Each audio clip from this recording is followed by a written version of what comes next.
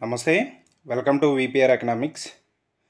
మనం బడ్జెట్కి సంబంధించినటువంటి ప్రాధాన్యత అంశాల గురించి డిస్కస్ చేస్తూ ఉన్నాం. గత వీడియోలో మనం ఈ బడ్జెట్లో మనకి 9 ప్రాధాన్యత అంశాలు పేర్కొన్నారని చెప్పుకున్నాం. ఆ 9 ప్రాధాన్యత అంశాల్లో 6 అంశాల గురించి మనం ఆల్రెడీ డిస్కస్ చేసుకోవడం అనేది జరిగింది. ఈ వీడియోలో 7వ అంశం అయినటువంటి మౌలిక సదుపాయాలు అనేటటువంటి అంశాన్ని ఇన్ఫ్రాస్ట్రక్చర్ అనేటటువంటి అంశాన్ని ఈ వీడియోలో డిస్కస్ చేద్దాం. అయితే ఈ వీడియో అనేది ఫార్మాట్ మార్చి చేస్తూ ఉన్నాను. మీరు ఫుల్ స్క్రీన్ పెట్టుకొని చూస్తేనే ఇది మీకు అర్థమవుతుంది, లేదనుకుంటే కొద్దిగా ఇబ్బంది అనేది ఎదురవుతుంది. సో ఈ వీడియో ఎలా ఉందనేది మీ అభిప్రాయం కామెంట్ చేయండి. బాగుంటే పర్వాలేదు, లేదంటే ఫార్మాట్ మారుస్తాం. అయితే మనకి 24-25 బడ్జెట్లో 24-25 బడ్జెట్లో మౌలిక సదుపాయాల కల్పనకి భారీగా ఆర్థిక మద్దతు అనేది ప్రభుత్వం అనేది ఇవ్వబోతుంది అని ప్రకటించారు. రాబోయేటటువంటి 5 సంవత్సరాల కాలంలో ఇన్ఫ్రాస్ట్రక్చర్ మౌలిక సదుపాయాల కల్పన కోసం ప్రభుత్వం అనేది ఆర్థిక మద్దతు అనేది ఇవ్వబోతుంది అని ఈ బడ్జెట్లో ప్రకటించారు. అదేవిధంగా ఈ సంవత్సరం మూలధన అంటే ఈ బడ్జెట్లో 24-25 బడ్జెట్లో మూలధన వ్యయం కోసం 11,11,111 కోట్ల రూపాయలు కేటాయించడం అనేది జరిగింది. 24-25 బడ్జెట్లో 11,11,111 కోట్ల రూపాయలని ఈ మూలధన వ్యయం కోసం కేటాయించడం అనేది జరిగింది. ఇది జీడిపిలో ఈ 11,11,111 కోట్ల రూపాయలు అనేది జీడిపిలో 3.4%గా చెప్తాం. జీడిపిలో ఇది ఎంత శాతం అంటే 3.4%. ఈ సంవత్సరం బడ్జెట్లో కేటాయించినటువంటి కేటాయింపులు అనేవి మూలధన వ్యయం కోసం కేటాయించిన కేటాయింపులు అనేవి బడ్జెట్లో ఎంత శాతం అంటే 3.4%గా మనం చెప్పాలి. సో నెక్స్ట్ అంశాలు కానీ మనం చూసుకున్నట్టుగైతే ఈ బడ్జెట్లో ప్రస్తావించినటువంటి నెక్స్ట్ అంశాలు కూడా మనం చూస్తే ఆల్రెడీ మనం చెప్పుకున్నాం. ఈ బడ్జెట్లో మూలధన వ్యయం అనేది జీడిపిలో 3.4% అని మనం చెప్పుకోవడం అనేది జరిగింది. అదేవిధంగా మౌలిక సదుపాయాల కల్పనకు పెట్టుబడిగా రాష్ట్రాలకు దీర్ఘకాలిక వడ్డీ రహిత రుణాలు అనేవి ఎంత ఇవ్వబోతున్నాయంట? 1,50,000 కోట్ల రూపాయలని వడ్డీ రహిత రుణాలు ఇవ్వబోతున్నాయని చెప్పారు. అంటే రాష్ట్రాలకి కేంద్రం అనేది వడ్డీ రహిత రుణాలు అనేది ఇస్తుంది దీర్ఘకాలానికి. దేనికోసం ఈ రాష్ట్రాలకి ఇస్తుంది? మౌలిక సదుపాయాల కల్పన కోసం. అంటే రోడ్ల నిర్మాణం కావచ్చు, ప్రాజెక్టులు చేపట్టడం కావచ్చు, లేదనుకుంటే విద్యుత్తు అవసరాలు తీర్చుకోవడం కోసం కావచ్చు. ఇలాంటి వాటి కోసం వడ్డీ రహిత రుణాలు, అంటే ఇచ్చినటువంటి అప్పుకి ఎటువంటి వడ్డీ వసూలు చేయకుండా ఇచ్చేటటువంటి రుణాలు ఎంత ఉంటాయంట? 1,50,000 కోట్ల రూపాయలని రాష్ట్రాలకి కేంద్ర ప్రభుత్వం అనేది ఇవ్వబోతున్నట్టుగా ఈ బడ్జెట్లో పేర్కొన్నాం. అలాగే 25 దేశంలో ఉన్నటువంటి 25,000 గ్రామాలకు, దేశంలో ఉన్నటువంటి 25,000 గ్రామాలకు ఆల్ వెదర్ కనెక్టివిటీ రోడ్ల నిర్మాణం కోసం, అంటే దేశంలో ఉన్నటువంటి 25,000 గ్రామాలకి రోడ్ల నిర్మాణం కోసం PMGSY 4వ దశను, అంటే ప్రధాన్ మంత్రి గ్రామ్ సడక్ యోజన 4వ దశను ప్రారంభించి, ఈ ప్రధాన్ మంత్రి గ్రామ్ సడక్ యోజన మనకి 2000 సంవత్సరంలో గ్రామీణ ప్రాంతాల్లో రోడ్ల నిర్మాణం కోసం దీన్ని తీసుకురావడం అనేది జరిగింది. అలా దీన్ని మొదటి దశ, రెండో దశ, మూడో దశకి ఇలా విస్తరించుకుంటూ రావడం జరుగుతుంది. ప్రస్తుతం ప్రధాన్ మంత్రి గ్రామ్ సడక్ యోజన 4వ దశ అనేది ఈ బడ్జెట్లో ప్రకటించి, ఈ ప్రధాన్ మంత్రి గ్రామ్ సడక్ యోజన కింద దేశంలో ఉన్నటువంటి 25,000 గ్రామాలకి అన్ని రకాల వాతావరణ పరిస్థితులని తట్టుకుని నిలబడే విధంగా రోడ్ల నిర్మాణం చేపట్టబోతున్నట్టుగా ఈ బడ్జెట్లో పేర్కొనడం అనేది జరిగింది. ఇలాగే మనకి ఈ బడ్జెట్లో ప్రకటించినటువంటి మిగతా అంశాలు కూడా మనం చూసుకున్నట్టుగైతే మౌలిక సదుపాయాల కల్పనలో భాగంగా బీహార్లో వరదల నివారణ కోసం మనకి ఒక ప్రాజెక్ట్ చేపట్టడం అనేది జరుగుతుంది. అదేంటంటే కోసి మెచ్చి ఇంట్రా స్టేట్ లింక్ ప్రాజెక్ట్. మనకు ఆ ప్రాజెక్ట్ పేరు ఏంటంటే కోసి మెచ్చి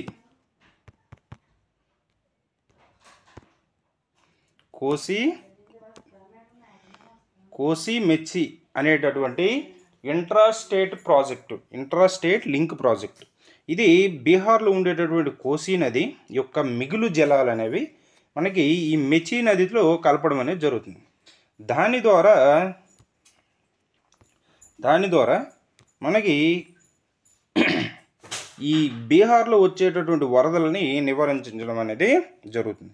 ఈ ప్రాజెక్టు కోసం అలాగే కొనసాగుతున్నటువంటి 20 ఇతర ప్రాజెక్టులకి మరియు కొత్త పథకాలు కలిపి నీటిపారుదల ప్రాజెక్టులకి ఈ బడ్జెట్లో మద్దతు ఇవ్వడానికి 11,500 కోట్ల రూపాయలని ప్రకటించడం అనేది జరిగింది. దేశంలో ఉన్నటువంటి నీటిపారుదల ప్రాజెక్టుల కోసం, అదేవిధంగా ప్రధానంగా కోసి మెచి ప్రాజెక్టు కోసం, అదేవిధంగా కొనసాగుతున్నటువంటి 20 ఇతర ప్రాజెక్టుల కోసం 11,500 కోట్ల రూపాయలు మద్దతు అనేది ఈ బడ్జెట్లో ప్రకటించారని పేర్కొనడం అనేది జరిగింది. నెక్స్ట్ అంశాలు కానీ మనం చూసుకున్నట్టుగైతే ఈ బడ్జెట్లో పేర్కొన్నటువంటి నెక్స్ట్ అంశాలు కూడా మనం చూసుకున్నట్టుగైతే చూడండి, ఈ కోసి మెచి రివర్ గురించి మనకు కొంత ఇన్ఫర్మేషన్. కోసి మెచి రివర్ అనేది link project is a green project in Bihar. India AIIMS to divert surplus water from కోసి రివర్ టు ది మెచి రివర్. అదే బీహార్లో దీని ప్రాజెక్ట్ అనేది చెప్పాడు. ఇది కోసి నది యొక్క మిగులు జలాలని మెస్సి నదితో కలిపేటటువంటి ప్రాజెక్ట్ ఈ కోసి మెచి ప్రాజెక్ట్. నెక్స్ట్ అంశాలు కానీ మనం చూసుకున్నట్టుగైతే ఈ బడ్జెట్లో ప్రకటించినటువంటి మౌలిక సదుపాయాల కల్పన కోసం ప్రకటించినటువంటి అంశాలు కానీ మనం చూసుకున్నట్టుగైతే కాశీ విశ్వనాథ్ టెంపుల్ కారిడార్. ఈ కాశీ విశ్వనాథ్ టెంపుల్ అనేది అంటే భారతదేశం అనేది మనకి పిలిగ్రిమ్స్కి బాగా ఫేమస్ అయినటువంటి దేశం.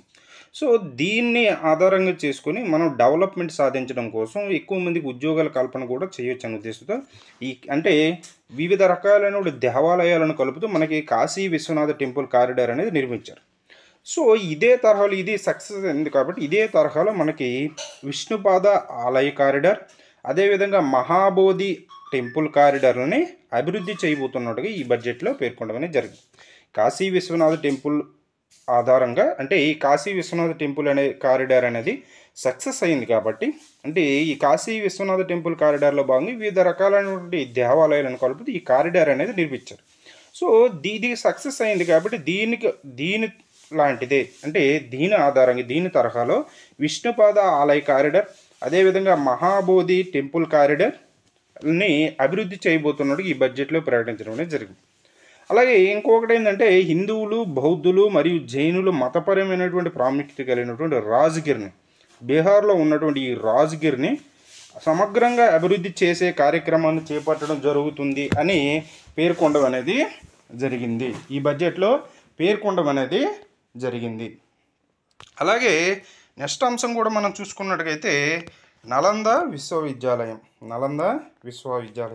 ఈ నలంద విశ్వవిద్యాలయం రీసెంట్గా మనకి కొంత పునర్నిర్మాణం చేసి దీన్ని వాడుకలోకి తీసుకురావడం అనేది జరిగింది.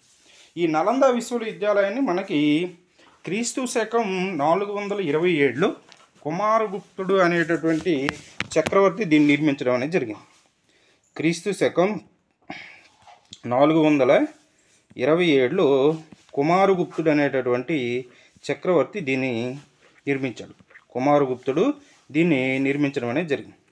ఆ టైంలోనే ఇందులో అంటే దేశ విదేశాల నుంచి మనకి 2,000 మంది టీచర్లు అనేవారు ఇందులో ఉండేవారు. 10,000 మంది విద్యార్థులు ఇందులో విద్యను అభ్యసించేవారని ఈ నలంద విశ్వవిద్యాలయం యొక్క గొప్పతనం అనేది మనకు తెలుస్తాం. సో అటువంటి ఈ నలంద విశ్వవిద్యాలయాన్ని దాని అద్భుతమైన దాని స్థాయికి పునరుద్ధరించడంతో పాటు నలంద విశ్వవిద్యాలయాన్ని పర్యాటక కేంద్రంగా అభివృద్ధి చేయడం జరుగుతుందని పేర్కొనడం అనేది జరిగింది. నెక్స్ట్ అంశం మీద మనం చూసుకున్నట్టుగా ఇది బడ్జెట్లో పేర్కొన్నటువంటి నెక్స్ట్ అంశాలు కానీ మనం చూసుకున్నట్టుగైతే అమృత్సర్ కోల్కతా ఇండస్ట్రియల్ కారిడార్లో భాగంగా ఉన్నటువంటి గయా వద్ద ఉన్నటువంటి ఇండస్ట్రియల్ నోడ్ను అభివృద్ధి చేయబోతున్నారంట. అమృత్సర్ కోల్కతా ఇండస్ట్రియల్ కారిడార్లో భాగంగా ఉన్నటువంటి గయా వద్ద, అంటే మనకి బీహార్లో గయా వద్ద ఉన్నటువంటి ఇండస్ట్రియల్ నోడ్ని అభివృద్ధి చేయబోతున్నట్టుగా ఈ బడ్జెట్లో ప్రకటించడం అనేది జరిగింది. అదేవిధంగా నెక్స్ట్ అంశాలు కూడా చూసుకున్నట్టుగైతే ఈ బడ్జెట్లో ప్రకటించినటువంటి నెక్స్ట్ అంశాలు కూడా మనం చూసుకున్నట్టుగైతే 26,000 కోట్ల రూపాయలతో ఈ కింది రోడ్డు మార్గాలని అనుసంధాన ప్రాజెక్టుని అభివృద్ధి పరచబోతున్నారండి. అంటే 4 రకాలైనటువంటి రోడ్డు మార్గాల అనుసంధాన ప్రాజెక్టుని 26,000 కోట్ల రూపాయలతో, ఇది పూర్తిగా మనకి బీహార్కి 26,000 కోట్ల రూపాయలు అనేవి ప్రకటించారు కదా. సో దానిలో భాగంగా ఈ ప్రాజెక్ట్ అనేవి చేపడుతూ ఉన్నారనేది పేర్కొన్నారు. ఆ ప్రాజెక్టులు ఏంటనేది కానీ మనం చూసుకున్నట్టుగైతే ఒకటి పాట్నా పూర్నియా ఎక్స్ప్రెస్ వే. ఈ ప్రాజెక్టులో భాగంగా 26,000 కోట్లలో భాగంగా మనకి పాట్నా పూర్నియా ఎక్స్ప్రెస్ వేని అభివృద్ధి చేయబోతున్నారు. అదేవిధంగా బక్సర్ బగల్పూర్ ఎక్స్ప్రెస్ వేని అభివృద్ధి చేయబోతున్నారు. అదేవిధంగా బోధ్గయ, రాజ్గిరి, వైశాలి, దర్భంగా స్పర్శని అంటే ఎక్స్ప్రెస్ వేని అభివృద్ధి చేయబోతున్నట్టుగా మనకి ఈ బడ్జెట్లో పేర్కొనడమే జరిగింది. దానితో పాటుగా అదనంగా 2 లైన్ అంటే additional 2 line bridge over river Ganga at Buxar వద్ద రివర్ అంటే గంగా నదికి అడ్డంగా మనకి 2 లైన్ల బ్రిడ్జి అనేది నిర్మించబోతున్నట్టుగా ఈ బడ్జెట్లో పేర్కొనడం అనేది జరిగింది. ఇది మనకి ఫిబ్లో ఇచ్చినటువంటి అంశాలు. నెక్స్ట్ మన పేపర్లో ఇచ్చినటువంటి అంశాలు కూడా మనం డిస్కస్ చేస్తాం కాబట్టి వాటి గురించి కూడా మనం చూద్దాం. ఈ పేపర్లో ఇచ్చినటువంటి అంశాలు కానీ మనం చూసుకున్నట్టుగైతే మూలధన వ్యయాలు 11.11 లక్షల కోట్లు అనేది మనకి వెడ్డింగ్తో ఈ పేపర్లో ఇచ్చారు.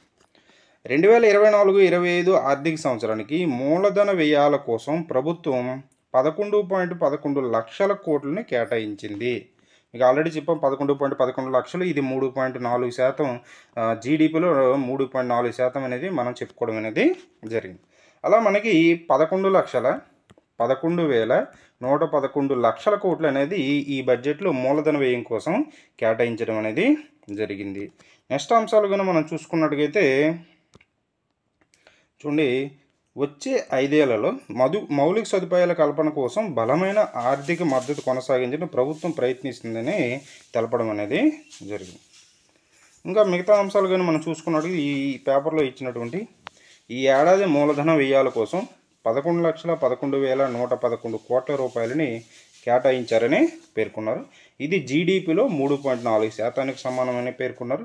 అదేవిధంగా రాష్ట్రాలు అనేవి మౌలిక సదుపాయాల పెట్టుబడులు పెట్టేందుకు కేంద్రం అనేది వీటిని ప్రోత్సహిస్తుందని, వడ్డీ లేని దీర్ఘకాలిక రుణాలను 1,50,000 కోట్ల రూపాయలని కేటాయించబోతున్నట్టుగా పేర్కొనడం అనేది ఈ బడ్జెట్లో పేర్కొన్నారు.